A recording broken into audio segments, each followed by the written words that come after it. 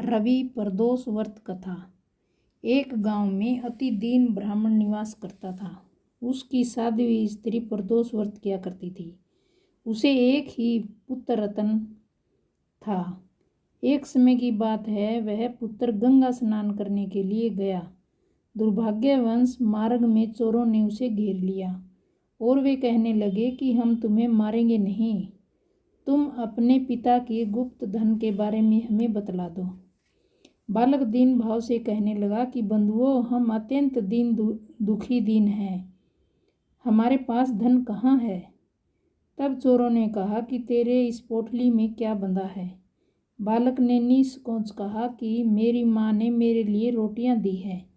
यह सुनकर चोरों ने अपने साथियों से कहा कि साथियों, यह बहुत ही दीन दुखी मनुष्य है, अतः हम किसी और को लूटेंगे। इतना कहकर चोरों ने उस बालक को जाने दिया। बालक वहां से चलते हुए एक नगर में पहुंचा। नगर के पास एक बरगद का पेड़ था। वह बालक उसी बरगद के वृक्ष की छाया में सो गया। उसी समय उस नगर के सिपाही चोरों को खोजते हुए उस बरगद के वृक्ष के पास पहुंचे और बालक को चोर समझकर बंदी बना लिया और राजा के पास ले गए। राजा ने उसे कारागार में बंद करने का आदेश दिया।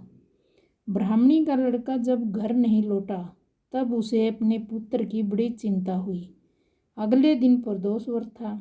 ब्राह्मणी ने प्रदोष व्रत किया और भगवान शंकर से मन ही मन अपने पुत्र की कुशलता की प्रार्थना करने लगी। भगवान शंकर ने उस ब्राह्मणी की प्रार्थना स्वीकार कर ली। उसी रात भगवान शंकर ने उस राजा को स्वप्न में आदेश दिया कि वह बालक चोर नहीं है, उसे प्रातःकाल छोड़ दे, अन्यथा उसका सारा राज्य वैभव नष्ट हो जाएगा। प्रातःकाल राजा ने शिवजी की आज्ञा अनुसार उस बालक को कारावास से मुक्त करा दिया। बालक ने अपनी सारी कहानी इस राजा को सुनाई। सारा वृत्तांत सुनकर राजा ने अपने सिपाहियों को उस बालक के घर भेजा और उसके माता पिता को राज दरबार में बुलवाया। उसके माता पिता बहुत ही भयभीत थे। राजा ने उन्हें भयभीत देकर कहा कि आप भयभीत न हो, बालक निर्दोष है।